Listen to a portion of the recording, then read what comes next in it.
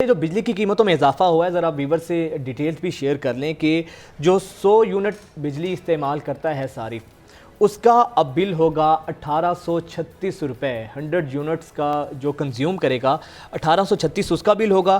फिर जो माहाना 200 unit consume करता है उसका बिल होगा 3700 से बढ़कर 4700 रुपये हो जाएगा।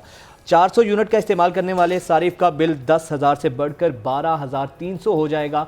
और आप यहाँ से अंदाज़ा लगा सकते हैं कि एक आम आदमी जिसकी 35 से 40,000 तनख्वाह है, आयशा, वो बिजली के बिल देगा, वो कैसे मैनेज, घर का किराया देगा, बच्चों की फीसें देगा। लेकिन प्राइम मिनिस्टर साहब ने कुछ एक्सप्लेनेशन भी दी हैं कि जो 200 यूनिट से ज़्यादा इस्तेमाल करेगा, यानी जो साहिब इस्तात है सिर्फ उसको ये यूनिट पड़ेंगे। लेकिन उन्होंने कहा क्या एग्जैक्टली, पहले वो सुन लेते हैं। दिखा देते हैं। जो 100 यूनिट बिजली इस्तेमाल करते हैं, जो 201 यूनिट तक बिजली इस्तेमाल करते हैं, उनके ऊपर बिजली का कोई इजाफा नहीं किया गया, मुकम्मल तौर पर कोई इजाफा नहीं किया गया। जो ज्यादा बिजली इस्तेमाल करते हैं, मजबूरन हमें वो IMF की शर्त पूरी करना पड़ी थी।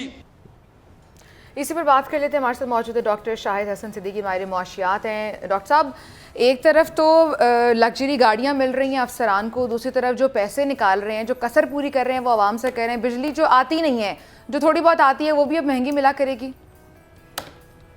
देखिए, अभी उन्होंने लफ्ज़ इस्तेमाल किया कि हमने मजबूरी में ये इजाफा किया है IMF की शर्त के तहत। पहले तो आप इसको देख लीजिए कि क्या ये बात सही है।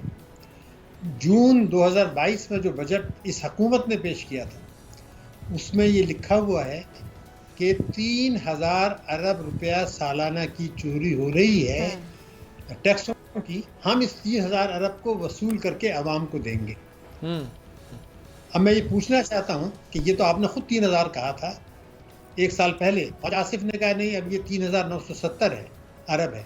तो ये आप 4,000 में से अगर 2,000 भी अरब वसूल कर लेते तो ये नहीं करना पड़ता।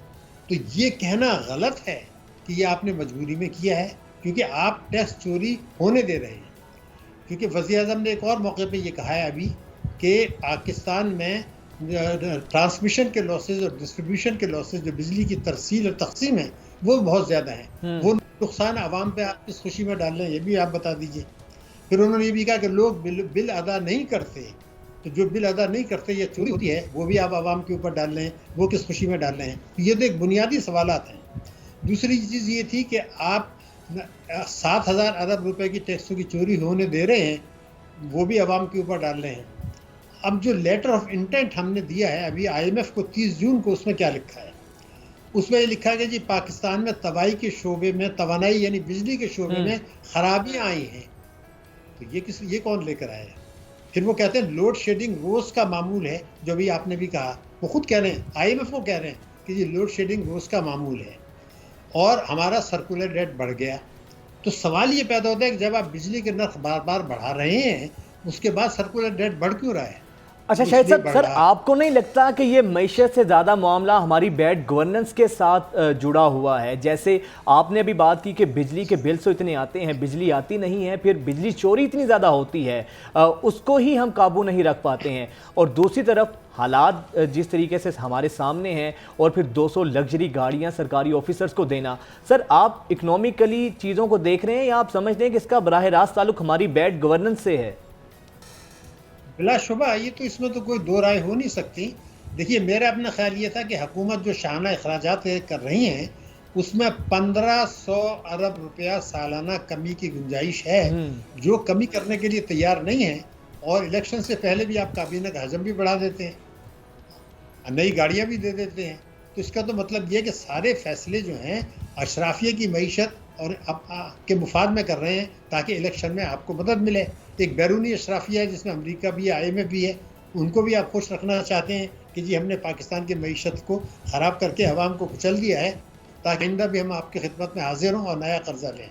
ये हमारे सामने है। बिल्कुल सिचुएशन सबके सामने है। जो अब तक हमारी समझ में बात आई है कि जिसका सबक याद था उसी को छुट्टी नहीं मिली, यानी जो पूरे टैक्स दे रहे हैं, बिजली का पूरा बिल अदा कर रहा है, जो सारे लॉसेज हैं वो भी उस पर डाल दिए जाते हैं, डिवाइड कर दिए जाते हैं। डॉक्टर साहब, अभी जो IMF की डील हुई है, आपको लगता है कि ये IMF डील प्लान का ही हिस्सा है और मजीद भी बिजली महंगी होगी? मजीद कौन कौन से टैक्स पड़ सकते हैं आवाम पर IMF के बाद? देखिए, सबसे बड़ी बात तो यह है कि रुपए की कदर मजीद गिरेगी। आपने चूंकि महंगाई की बात की, उसको समझने की ज़रूरत है। 2018 में हमारी जो महंगाई थी वो 4.7% थी, 4.7%। इस साल 29.4 है। तो ये जो 6-5 गुना हो गई, ये अवामी के ऊपर डाला है ना आपने। जो ताकतवर तबके हैं वो तो मज़े कर रहे हैं, टैक्स भी चोरी कर रहे हैं, पैसा भी बाहर भेज रहे हैं, हुंडी हवालों का कारोबार भी कर रहे हैं।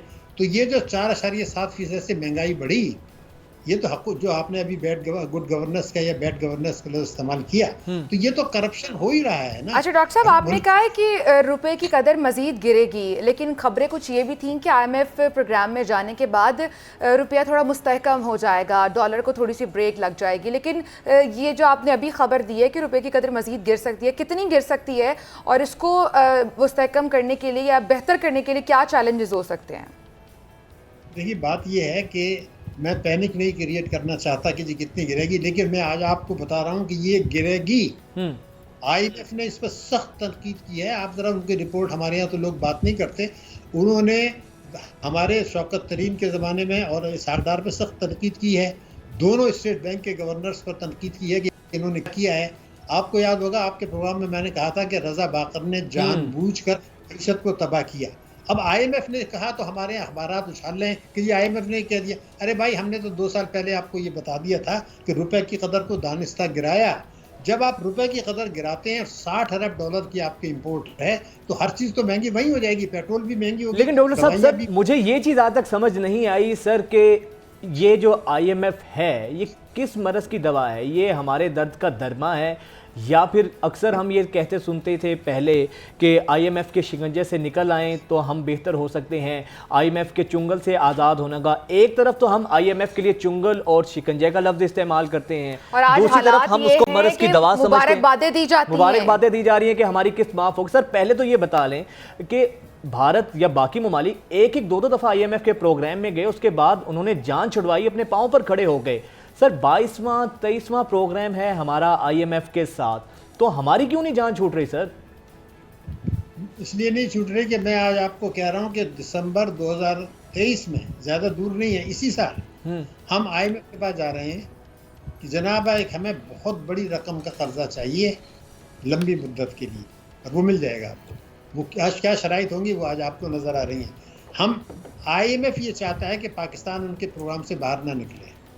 अमेरिका ही चाहता है कि पाकिस्तान IMF के प्रोग्राम में रहे, और पाकिस्तान की तमाम हुकूमतें फौजी हों या ये हों, वो ये चाहती हैं हम IMF के प्रोग्राम में रहें।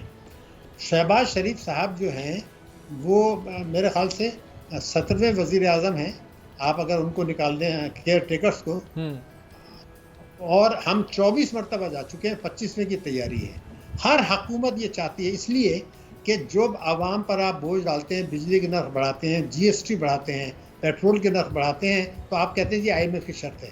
यही बात मैं आपको कहता हूँ, लेकिन मीडिया भी कहती है कि IMF की शर्त है।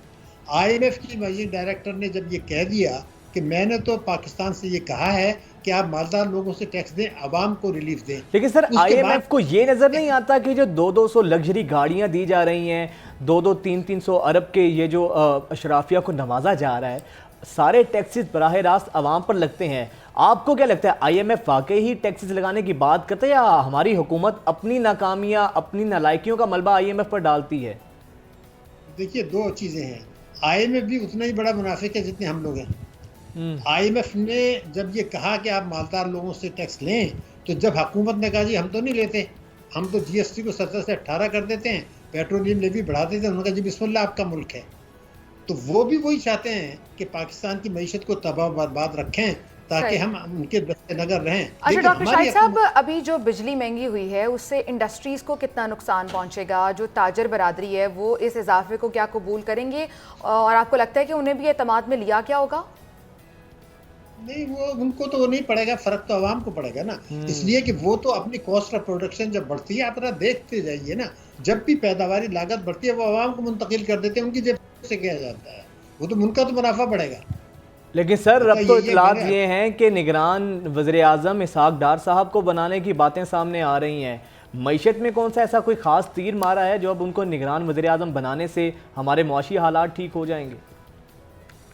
नहीं, ये ज़रा गैर संजीदा बात है जो आप कर रहे हैं, इसलिए कि पीपल्स पार्टी उसको नहीं मानेगी। मैं तो कुछ संजीदा गुफ्तगू ये कर रहा हूँ कि आपने कौन सी ऐसी पॉलिसी बनाई है जिसके तहत आवाम के ऊपर बोझ कम हो, जिसमें मईशत तरक्की करे। मैं आपको, अगर आप 2-3 जुमले में आपको बताऊं, आप आंखें खुल जाएंगी। 2021 में ये शौकत तरीन ने ये कहा था कि ये मईशत तबाह हो गई अप्रैल में।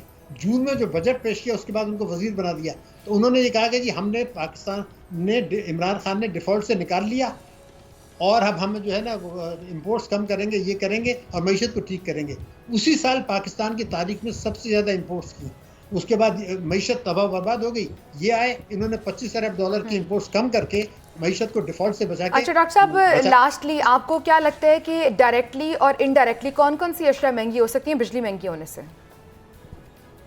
देखिए, जितनी भी बिजली खाली महंगी अकेले नहीं हुआ करती, साथ में पेट्रोल भी बढ़ेगा आपका। पाकिस्तान में महंगाई बढ़ेगी, रुपए की कदर, जब मैं आपसे यस कर रहा हूँ कि रुपए की कदर गिरेगी, इसका क्या मतलब है? तमाम इंपोर्टेड चीज़ें महंगी होंगी, पेट्रोल महंगा होगा तो हर चीज़ के ऊपर जाएगा। अभी तो आपको पेट्रोलियम लेवी 60 रुपये पर ले जाना है, तो महंगाई तो बढ़ी रही है ना, अवाम ही कुछ ले जा रहे हैं। यानी अगर 10 करोड़ अवाम वो हैं जिनको आप गरीब या मुतवस्सित कह लें, वो तो तबाह होने ही होने हैं ना, उसमें तो कोई दो राय नहीं है ना। वो इलाज, अब वो इलाज बच्चों को स्कूल से उठा रहे हैं, वो कहते हैं तुम जाके अखबार बेचो, मेरी तनख्वाह पर गुजारा नहीं होता। ये बिजली का नर्ख बढ़ गया, वो इलाज मुआवजा नहीं कर रहे हैं, अस्पतालों में दवाइयाँ नहीं है। गरीब का बच्चा जब होता है वो इलाज नहीं करा सकता, तो उसको उस मुल्क से क्या कमिटमेंट रह गया? मैं ये चाहता हूँ इन बातों पर हम गौर करें कि ये लोग जो इलाज मुआवजा नहीं करा सकते, पेट भर के बच्चों को खाना नहीं खिला सकते, घर में एक बल्ब होता है, पंखा होता है, वो भी लोड शेडिंग में मारा जाता है, फिर उनके ऊपर बिल आ जाता है। चीज़ें, अशिया बढ़ती चली जा रही हैं, ग्रोथ हो नहीं रही है। आपको पता है इस साल मनफी ग्रोथ हुई है। तो हम गुर्बत, बेरोज़गारी, महंगाई बढ़ा के, सलामती को ख़तरे में डाल के, पाकिस्तान के जौहरी प्रोग्राम को ख़तरे में डाल के हम हासिल क्या करना चाह रहे हैं? सिर्फ दौलत कमाने के लिए और इक़्तिदार के लिए ये सब करना। मैं ये कि मीडिया भी अब ये सोचा कि ब्रेकिंग न्यूज़ देने के बजाय आवाम को ये ब्रेकिंग न्यूज़ दें कि तुम्हारे लिए ये मुसीबतें आने वाली हैं, तुम निकलो। उनको होश होना चाहिए कि उनके वो साथ क्या हो रहा है। सिर्फ ये कहना जिंदाबाद जिंदाबाद के नारे लगा रहे हैं, वो भी जिम्मेदारी पूरी नहीं कर रहे हैं। मुझे बहुत खौफ है, मैं आपको बता रहा हूँ, इसलिए कि लोगों को अभी तक ये एहसास नहीं है कि अब वो तो ख़त्म हो गया। जब आपको 9/11 के बाद अमेरिका को ज़रूरत थी, अब नहीं है, अब उनको भारत की ज़रूरत है। अब वो पाकिस्तान के ख़िलाफ़ हिसाब कभी FATF को सामने लाएंगे, आप देखिएगा 2024 में हमें इतने सख्तियाँ लगेंगे। पाकिस्तान के लिए ख़तरात हैं, हम उन पर बात करें, आवाम के लिए ख़तरात हैं वो बात करें। अब ब्रेकिंग न्यूज़ भी ये आनी चाहिए कि ये ख़तरात हैं पाकिस्तान। यकीनन सर, आवाम को भी कुछ इस बारे में सोचना होगा। बहुत शुक्रिया डॉक्टर शाहिद साहब आपके वक्त का। एक चीज़ तो है